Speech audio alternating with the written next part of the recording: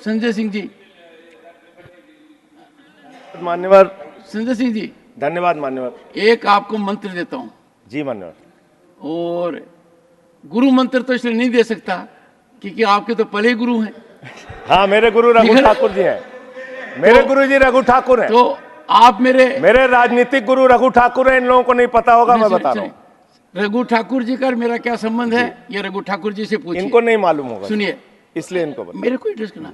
और एक गुरु मंत्र यह है कि आप जो शालीनता से बोलोगे और जो रिकॉर्ड होगा वो इतिहास का हिस्सा ही नहीं, 140 करोड़ जनता को भी पता लगेगा। धन्यवाद मान्यवर। उसके अलावा कोई व्यवधान होगा तो ये एनर्जी यहीं खत्म हो जाएगी।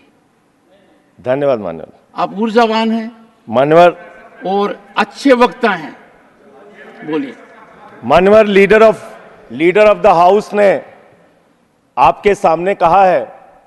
मेरे स्पीच में मैं आपसे खुद अनुरोध कर रहा हूं मान्यवर, लीडर ऑफ द हाउस की बात को मानते हुए, कोई भी बात तथ्यों के परे हो तो निश्चित रूप से उसको कार्रवाई से आप हटा दीजिएगा। ये मैं अनुरोध कर रहा हूं आपसे। मान्यवर,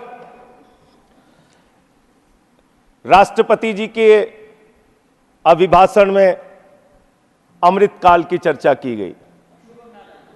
हमने देखा अमृतकाल मान्यवर, हमने देखा किस तरह से विपक्ष के नेताओं को पकड़ पकड़ के जेल में डाला गया। महाराष्ट्र चले जाइए तो अनिल देशमुख जी को 14 महीने जेल में रखा गया, बाद में कह दिया न्यायालय ने सबूत नहीं, जमानत मिल गई। संजय रावत जी को 100 दिन 103 दिन जेल में रखा गया मान्यवर, बाद में उनको जमानत मिल गई, कोई सबूत नहीं। मुझे 6 महीने जेल में रखा गया मान्यवर, और 3 जजों ने सुप्रीम कोर्ट के मुझे जमानत दे दी। दिल्ली के मुख्यमंत्री, अब देख लीजिए, मैं आपके नियम का पालन कर रहा हूं मान्यवर। बोलते रहिए।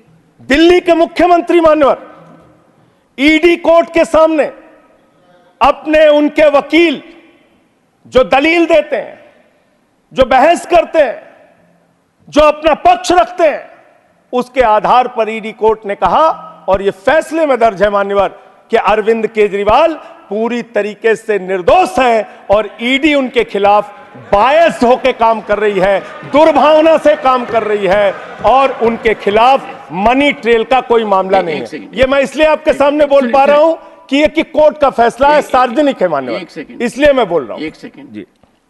माननीय सदस्यगण, अपने देश में व्यवस्था के तहत एक कानूनी प्रक्रिया है।